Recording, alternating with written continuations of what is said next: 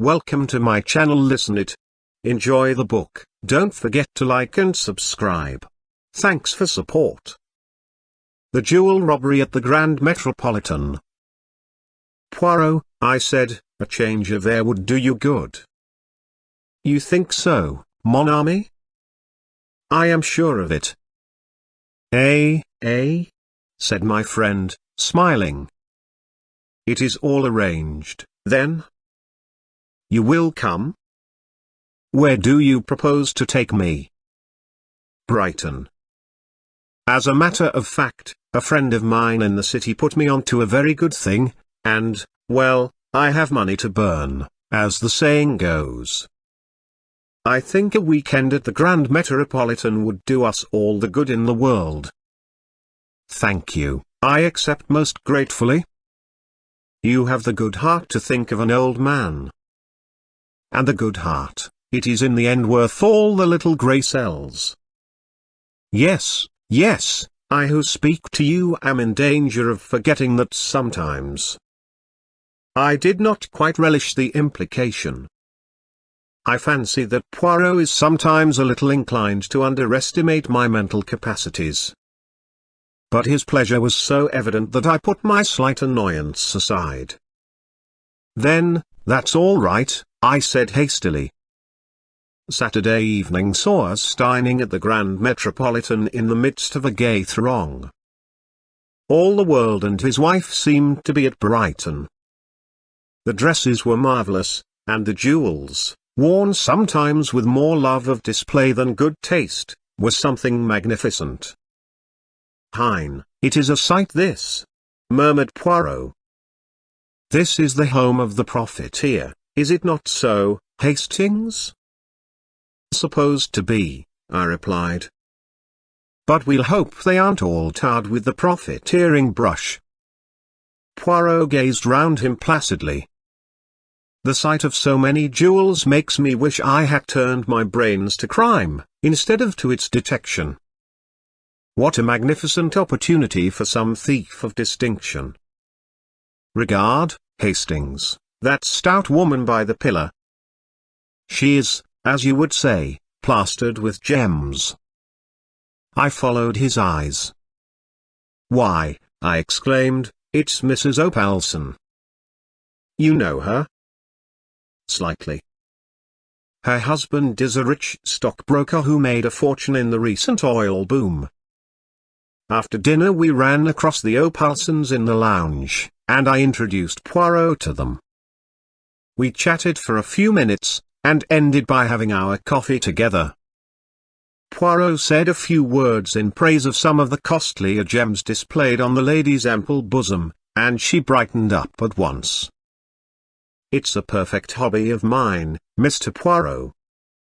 I just love jewelry.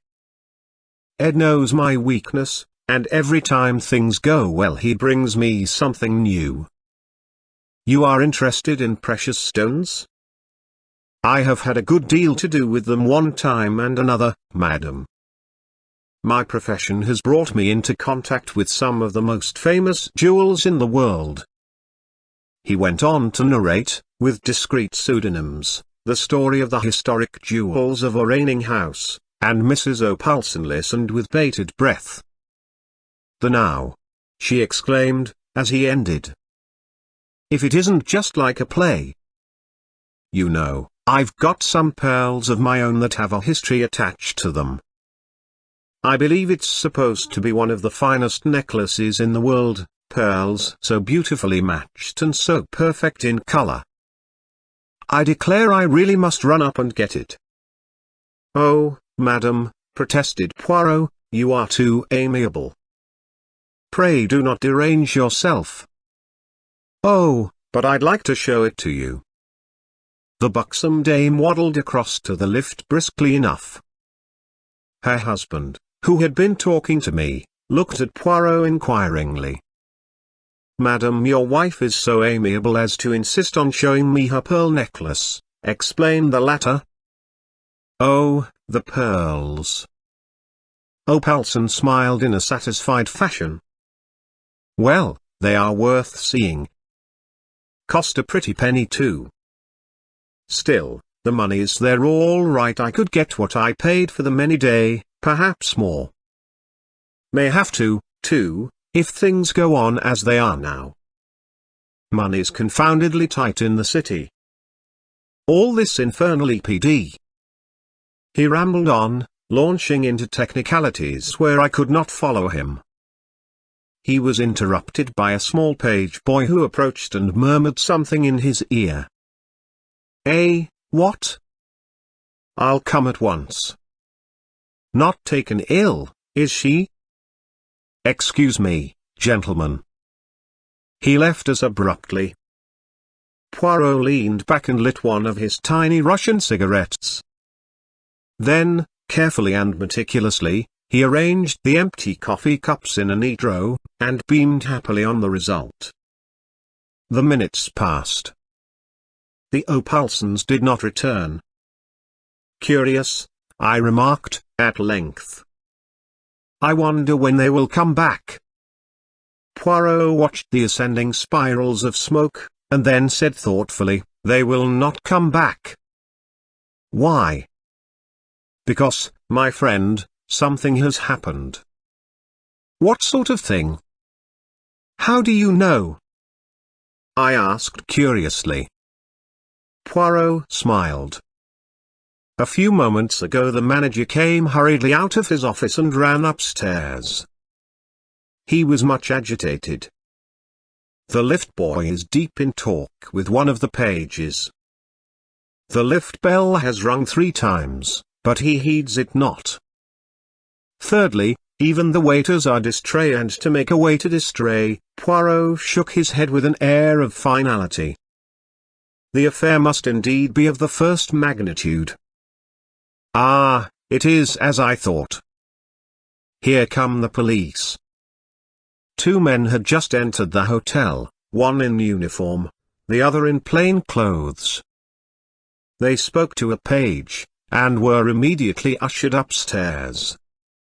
A few minutes later, the same boy descended and came up to where we were sitting. Mr. Opalson's compliments, and would you step upstairs? Poirot sprang nimbly to his feet.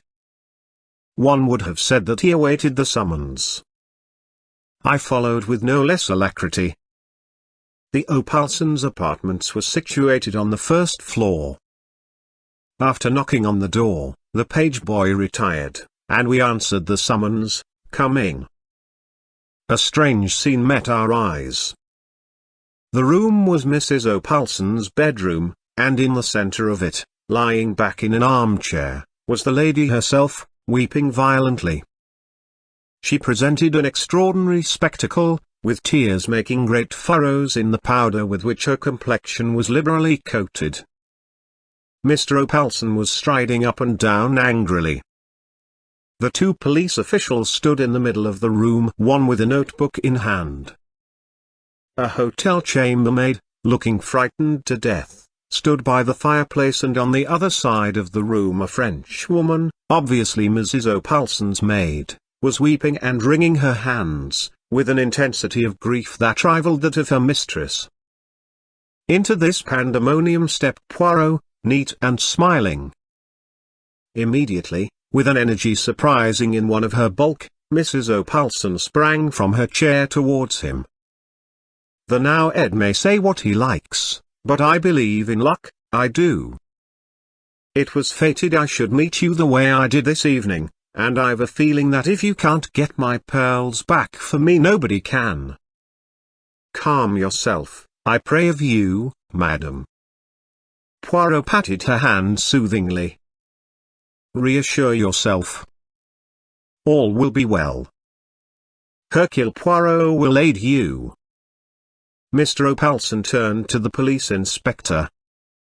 There will be no objection to my, calling in this gentleman, I suppose? None at all, sir, replied the man civilly, but with complete indifference. Perhaps now your lady's feeling better, she'll just let us have the facts. Mrs. Opalson looked helplessly at Poirot.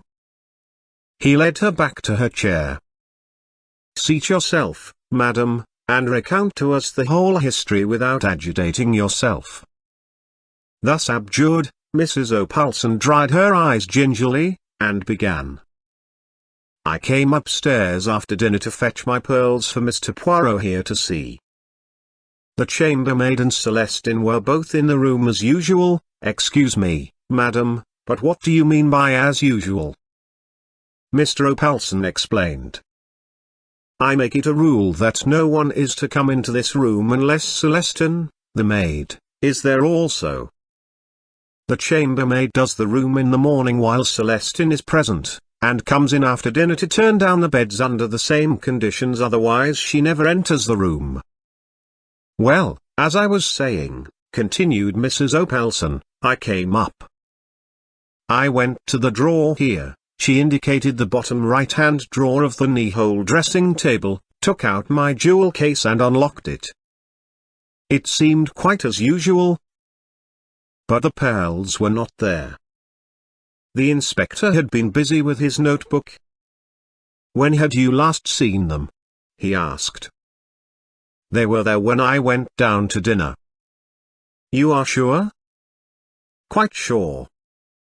I was uncertain whether to wear them or not, but in the end I decided on the emeralds, and put them back in the jewel case." "Who locked up the jewel case?" "I did. I wear the key on a chain round my neck." She held it up as she spoke. The inspector examined it, and shrugged his shoulders. "The thief must have had a duplicate key. No difficult matter. The lock is quite a simple one." "What did you do after you'd locked the jewel case?" "I put it back in the bottom drawer where I always keep it." "You didn't lock the drawer?" "No, I never do. My maid remains in the room till I come up, so there's no need." The inspector's face grew graver. "Am I to understand that the jewels were there when you went down to dinner, and that since then the maid has not left the room?" Suddenly, as though the horror of her own situation for the first time burst upon her, Celestine uttered a piercing shriek, and, flinging herself upon Poirot, poured out a torrent of incoherent French. The suggestion was infamous. That she should be suspected of robbing Madame. The police were well known to be of a stupidity incredible. "But Monsieur, who is a Frenchman, a Belgian," interjected Poirot, but Celestine paid no attention to the correction. Monsieur would not stand by and see her falsely accused, while that infamous chambermaid was allowed to go scot-free. She had never liked her, a bold, red-faced thing, a born thief. She had said from the first that she was not honest, and had kept a sharp watch over her too, when she was doing Madame's room. Let those idiots of policemen search her, and if they did not find Madame's pearls on her it would be very surprising. Although this harangue was uttered in rapid and virulent French, Celestine had interlarded it with a wealth of gesture, and the chambermaid realized at least a part of her meaning. She reddened angrily. "If that foreign woman's saying I took the pearls, it's a lie," she declared heatedly. "I never so much as saw them." "Search her!" screamed the other. "You will find it as I say."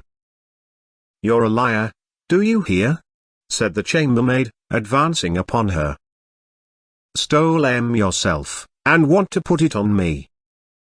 "Why, I was only in the room about 3 minutes before the lady come up, and then you were sitting here the whole time, as you always do, like a cat watching a mouse."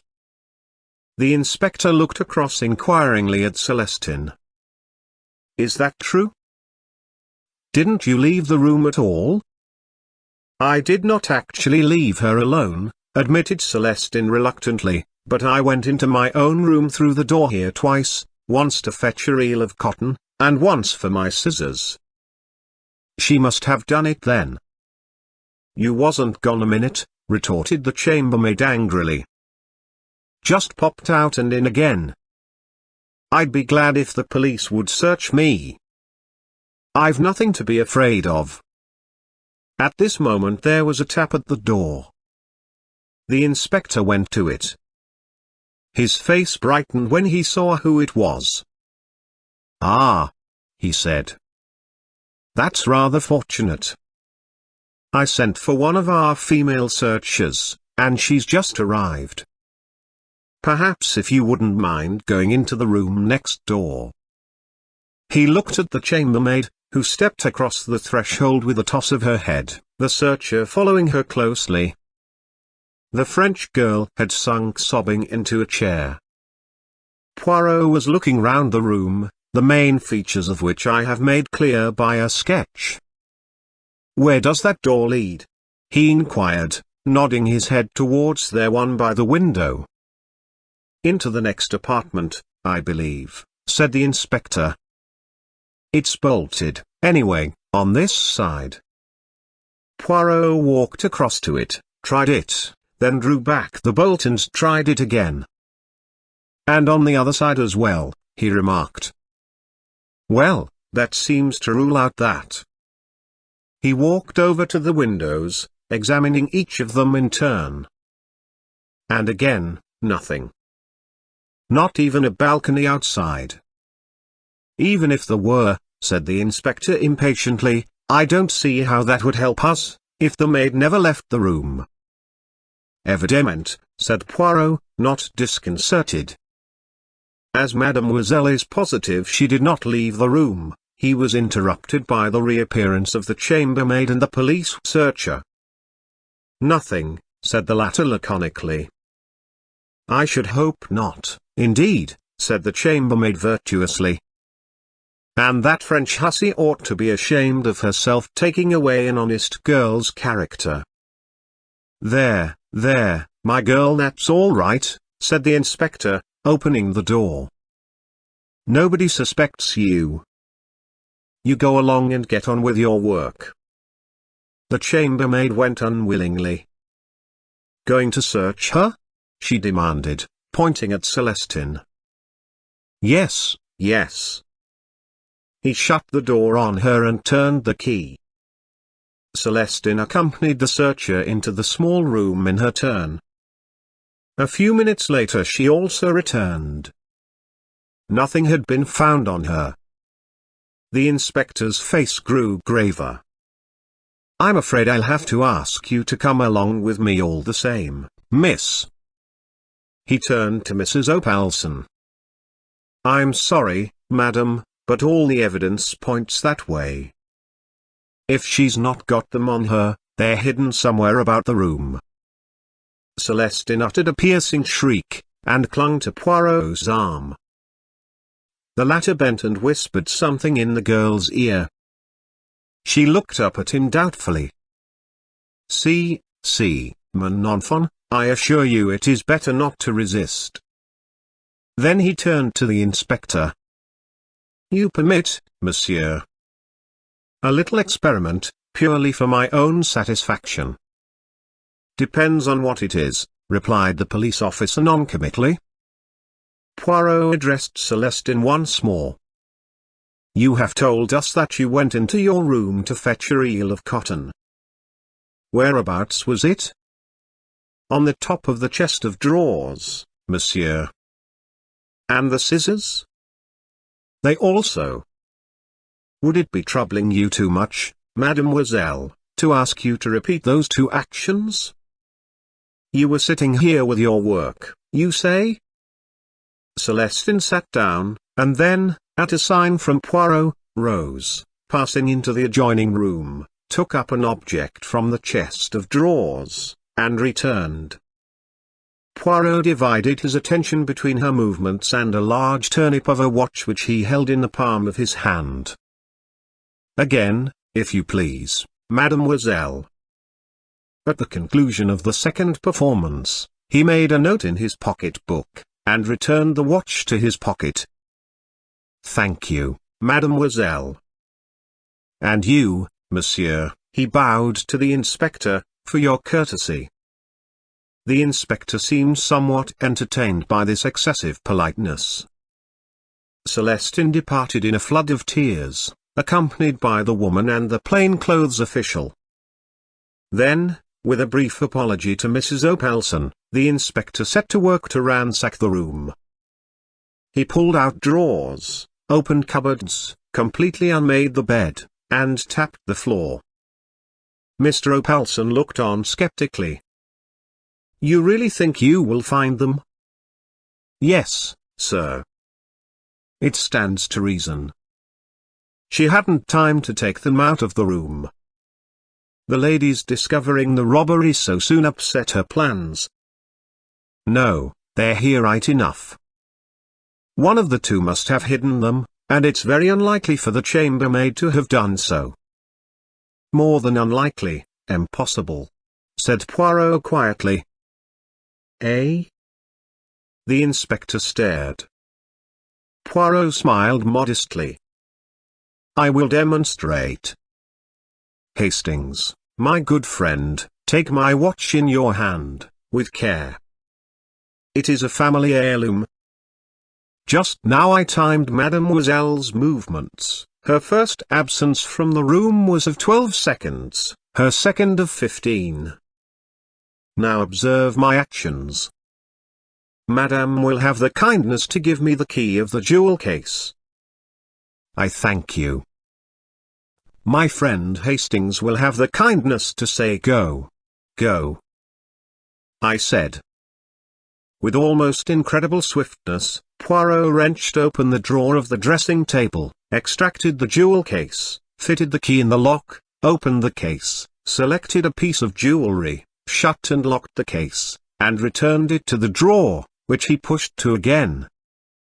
His movements were like lightning. "Well, mon ami?" he demanded of me breathlessly. 46 seconds, I replied. "You see?" He looked round. There would not have been time for the chambermaid even to take the necklace out, far less hide it. "Then that settles it on the maid," said the inspector with satisfaction, and returned to his search. He passed into the maid's bedroom next door. Poirot was frowning thoughtfully. Suddenly he shot a question at Mr. Opelson. "This necklace, it was, without doubt, injured?" Mr. Opelson looked a trifle surprised at the question. "Yes," he said hesitatingly, "that is so." "But what does that matter?" broke in Mrs. Opelson tearfully. "It's my necklace I want. It was unique. No money could be the same." "I comprehend, madam," said Poirot soothingly. "I comprehend perfectly. To la femme sentiment is everything, is it not so? But monsieur, who has not the so fine susceptibility, will doubtless find some slight consolation in the fact." Of course," said Mr. Opelson rather uncertainly. Still, he was interrupted by a shout of triumph from the inspector. He came in dangling something from his fingers.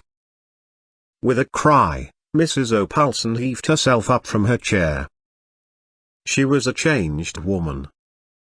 "Oh, my necklace!" She clasped it to her breast with both hands. We crowded around. "Where was it?" demanded Opelson. "Maid's bed. In among the springs of the wire mattress. She must have stolen it and hidden it there before the chambermaid arrived on the scene." "You permit, madame?" said Poirot gently. He took the necklace from her and examined it closely, then handed it back with a bow. "I'm afraid, madame, you'll have to hand it over to us for the time being," said the inspector. "We shall want it for the charge. But it shall be returned to you as soon as possible." Mr. Opelson frowned. "Is that necessary?" "I'm afraid so, sir. Just a formality." "Oh, let him take it, Ed," cried his wife. "I'd feel safer if he did." I shouldn't sleep a wink thinking someone else might try and get hold of it. That wretched girl. And I would never have believed it of her. There, my dear, don't take on so. I felt a gentle pressure on my arm. It was Poirot. Shall we slip away, my friend? I think our services are no longer needed. Once outside, however, he hesitated, and then, much to my surprise, he remarked, I should rather like to see the room next door. The door was not locked, and we entered. The room, which was a large double one, was unoccupied. Dust lay about rather noticeably, and my sensitive friend gave a characteristic grimace as he ran his finger round a rectangular mark on a table near the window. The service leaves to be desired, he observed dryly. He was staring thoughtfully out of the window, and seemed to have fallen into a brown study. Well? I demanded impatiently. What did we come in here for? He stared. Je vous demande pardon, mon ami. I wished to see if the door was really bolted on this side also. Well, I said, glancing at the door which communicated with the room we had just left, it is bolted. Poirot nodded. He still seemed to be thinking. And, anyway, I continued, what does it matter?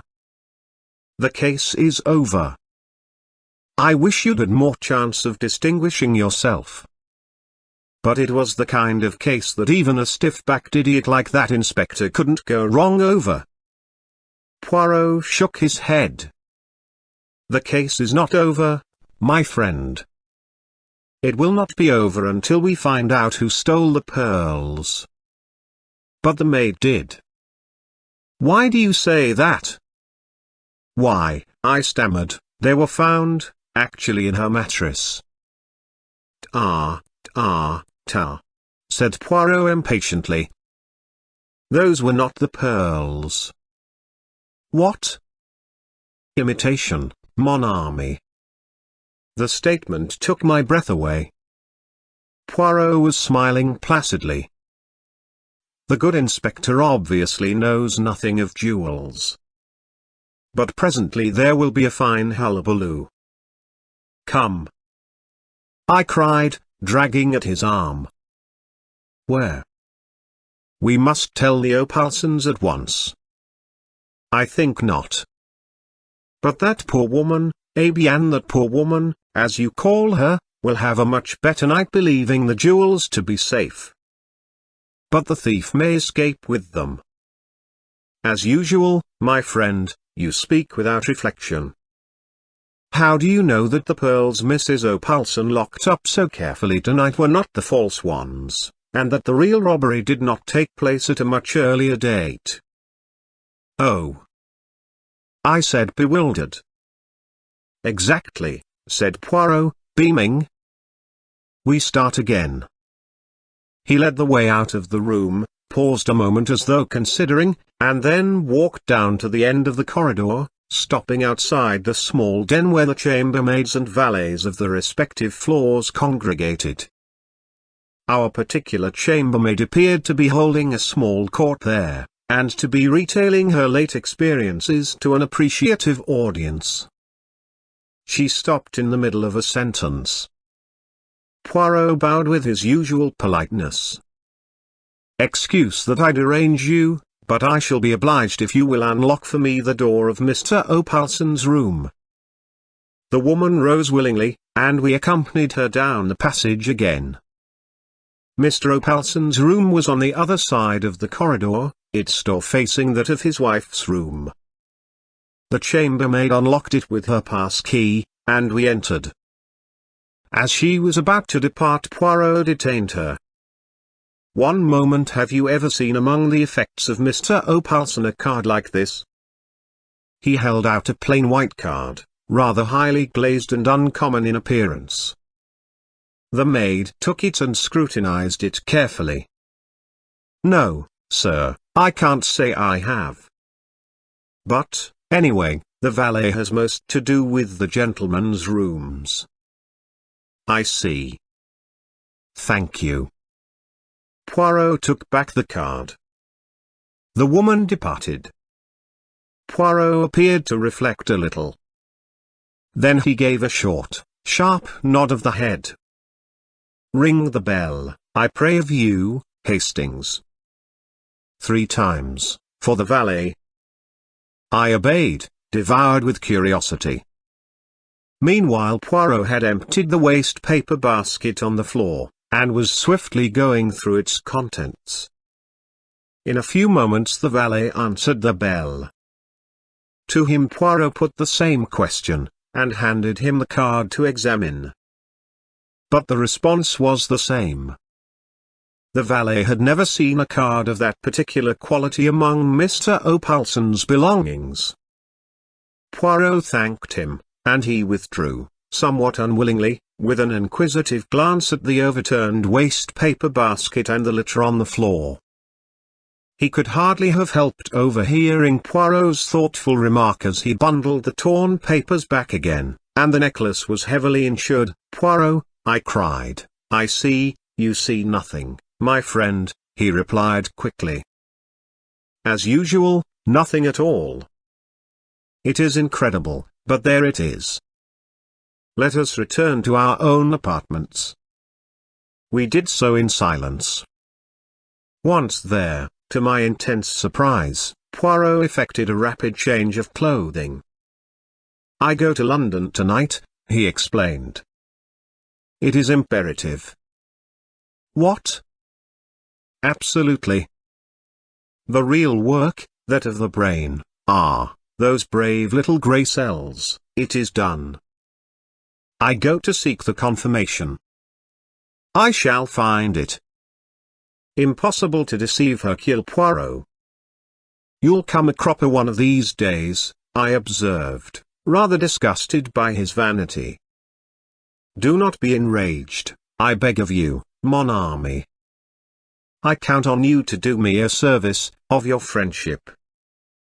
"Of course," I said eagerly, rather ashamed of my moroseness. "What is it?" "The sleeve of my coat that I have taken off. Will you brush it? See you, a little white powder has clung to it." "You without doubt observed me run my finger round the drawer of the dressing table?" "No, I didn't." "You should observe my actions, my friend." Thus I obtained the powder on my finger, and, being a little overexcited, I rubbed it on my sleeve, an action without method which I deplore, false to all my principles. "But what was the powder?" I asked, not particularly interested in Poirot's principles. "Not the poison of the Borgias," replied Poirot, with a twinkle. "I see your imagination mounting." "I should say it was French chalk." "French chalk?" "Yes, cabinet makers use it to make drawers run smoothly."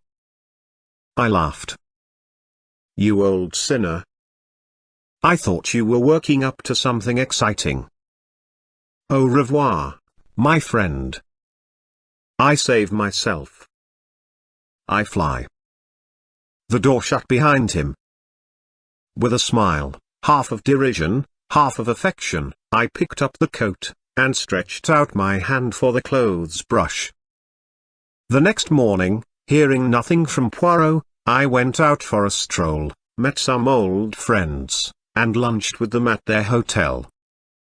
In the afternoon we went for a spin. A punctured tire delayed us, and it was past 8 when I got back to the Grand Metropolitan.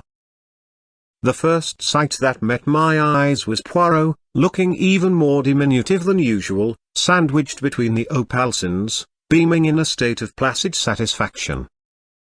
"Mon ami Hastings!" he cried, and sprang to meet me. "Embrace me, my friend, all has marched to a marvel." Luckily, the embrace was merely figurative, not a thing one is always sure of with Poirot. "Do you mean," I began. "Just wonderful, I call it. said Mrs. Opelson, smiling all over her fat face. "Didn't I tell you, Ed, that if he couldn't get back my pearls nobody would?" "You did, my dear, you did. And you were right." I looked helplessly at Poirot, and he answered the glance. "My friend Hastings is, as you say in England, all at the seaside. Seat yourself, and I will recount to you all the affair that has so happily ended." "Ended?" "But yes. They are arrested." "Who are arrested?" "The chambermaid and the valet, parbleu." "You did not suspect?" "Not with my parting hint about the French chalk." "You said cabinet makers used it." "Certainly they do, to make drawers slide easily." "Somebody wanted the drawer to slide in and out without any noise." "Who could that be?" "Obviously, only the chambermaid." The plan was so ingenious that it did not at once leap to the eye, not even to the eye of Hercule Poirot. Listen, this was how it was done. The valet was in the empty room next door, waiting. The French maid leaves the room. Quick as a flash the chambermaid whips open the drawer, takes out the jewel case, and, slipping back the bolt, passes it through the door. The valet opens it at his leisure with the duplicate key with which he has provided himself, extracts the necklace, and waits his time. Celestin leaves the room again, and, PST, in a flash the case is passed back again and replaced in the drawer. Madame arrives, the theft is discovered. The chambermaid demands to be searched, with a good deal of righteous indignation, and leaves the room without a stain on her character. The imitation necklace with which they have provided themselves has been concealed in the French girl's bed that morning by the chambermaid, a master stroke, car. But what did you go to London for? You remember the card? Certainly. It puzzled me, and puzzles me still. I thought. I hesitated delicately, glancing at Mr. Opelson. Poirot laughed heartily. Unblag. For the benefit of the valet. The card was one with a specially prepared surface, for fingerprints. I went straight to Scotland Yard, asked for our old friend Inspector Japp, and laid the facts before him. As I had suspected, the fingerprints proved to be those of two well-known jewel thieves who have been wanted for some time. Japp came down with me, the thieves were arrested, and the necklace was discovered in the valet's possession. A clever pair, but they failed in method. Have I not told you, Hastings, at least 36 times, that without method? At least 36,000 times. I interrupted. But where did their method break down? Mon ami, it is a good plan to take a place as chambermaid or valet, but you must not shirk your work. They left an empty room undusted, and therefore, when the man put down the jewel case on the little table near the communicating door, it left a square mark. I remember, I cried. Before, I was undecided. Then, I knew. There was a moment's silence. And I've got my pearls, said Mrs. Opelson as a sort of Greek chorus. Well, I said, I'd better have some dinner. Poirot accompanied me. This ought to mean kudos for you, I observed. Pas du tout, replied Poirot tranquilly. Japp and the local inspector will divide the credit between them. But, he tapped his pocket, I have a check here, from Mr. Opelson, and, how say you, my friend? This weekend has not gone according to plan. Shall we return here next weekend, at my expense this time? Thanks for listening. Please don't forget to like my video and subscribe to my channel for more content. Be the first to know. Take care of yourself till the next time.